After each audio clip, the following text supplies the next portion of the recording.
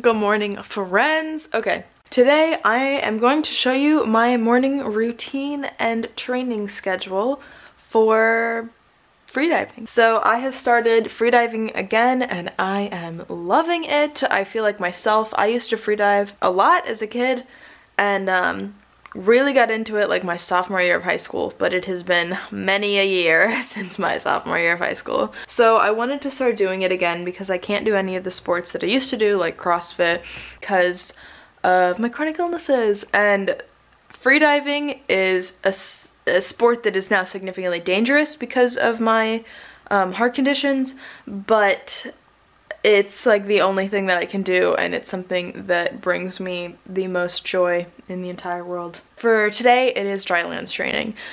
So I usually start the morning with like 32 plus ounces of electrolyte water because water is really good for you, and then because I have POTS, it's really important for me to get electrolytes into my body even though I haven't technically sweat any out. It's really important that I get those back into my system. For breakfast, I usually have something that is full of carbs. It can be toast or rice cakes, but today it is oats, a fruit. I have apples. Sometimes I'll do peaches. I put some chia seeds in here and a little bit of sugar-free natural maple syrup because yum.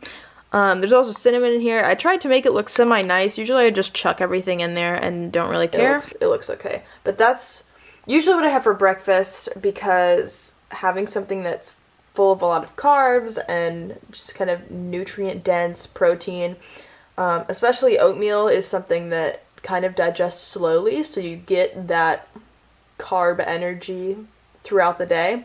Especially with a sport like freediving where you're putting your body under a lot of strain and a lot of pressure, it's really, really important that you get energy that will sustain you, because skipping breakfast and then doing a freedive training session or just diving in general is going to really harm you. It can cause you to black out, either on land or underwater, both of which you don't want. And especially because I'm me, I black out all the time anyway. And so now that I'm back freediving and freedive training, I'm very, very conscious and aware of how much pressure I put my body under. So yeah, there's breakfast. I'm gonna eat it because I'm starving. I have utterly devoured my breakfast, but I am really full. I don't do training. You shouldn't do training right after you eat, because you know how like when you're super full, you just almost can't breathe? See, that's a problem with a sport that focuses on breathing. I usually wait about 45 minutes to an hour after I eat breakfast to start training. In that time, I will work on any college classwork that I have. I'll clean, you know, do my hair, actually get dressed, and clean the house, and I will see you when I start training. So my food has had time to settle. I also ended up drinking another 16 ounces of water. I usually start the day with about 2 to 5 minutes of just breathing, just sitting and breathing normally, to get my body calmed down and relaxed. Because if you're stressed while you're doing training or you're stressed while you're diving, might as well not even do it, because it's not going to help you at all. You're going to use way more oxygen, you're not going to get anywhere, and that's not what you want to be doing. And try to sit as straight backed as you possibly can.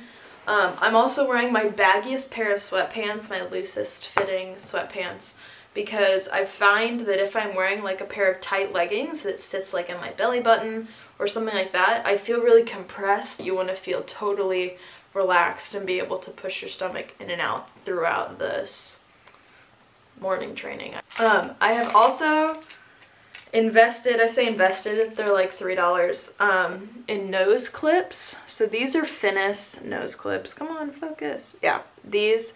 So I just put them on my nostrils, that way I'm breathing through my mouth, because obviously when you're freediving, you're not breathing at all.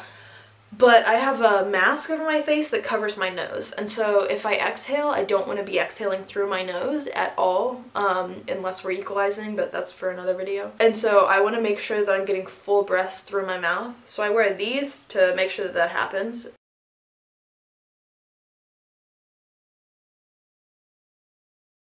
Because my heart condition causes my heart rate to be really high. I always have this by me. I recommend anyone doing freediving have one because it's nice to know where your oxygen and your heart rate are, considering you have to be very aware of those things regardless. But this is my best friend. I always have it on me because if my heart rate shoots really fast, then I have to stop what I'm doing and lay down so that I don't pass out. Now I go on to my kind of freediving routine. This consists of sitting cross-legged like I am now, doing spinal rotations, static stretch with my arms above my head like I'm diving, spinal flexes, another static stretch, spinal twists, another static stretch, neck rolls, and then side bends.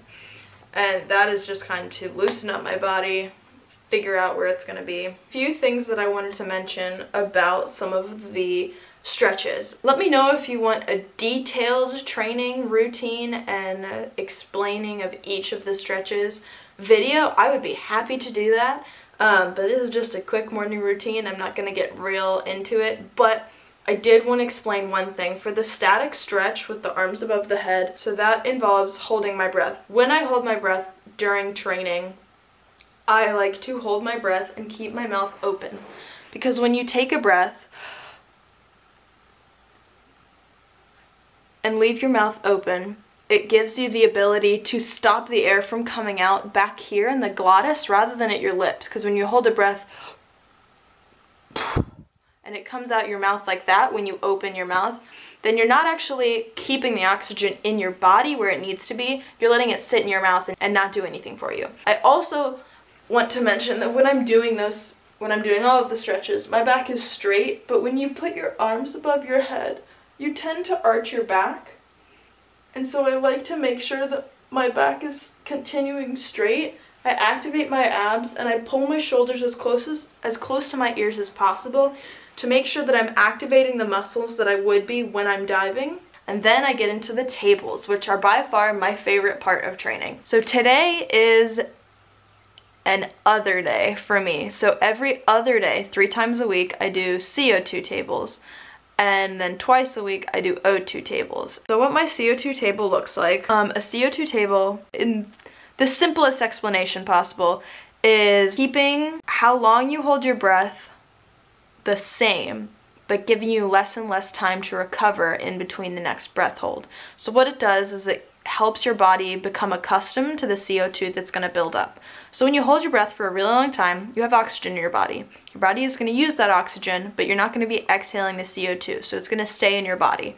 So what CO2 tables help you do is help your body get used to a buildup of CO2 while you're holding your breath. So one of mine looks something like this. So the hold is 30 seconds, and the recovery time goes down farther and farther and farther. So obviously the hold could be higher and the recovery time could be even shorter, but this is just an example of one of the ones I have. So my favorite thing, I don't know why I love it so much, is the square. This is what the square looks like. And I can change it depending on how I'm feeling or what I want to do.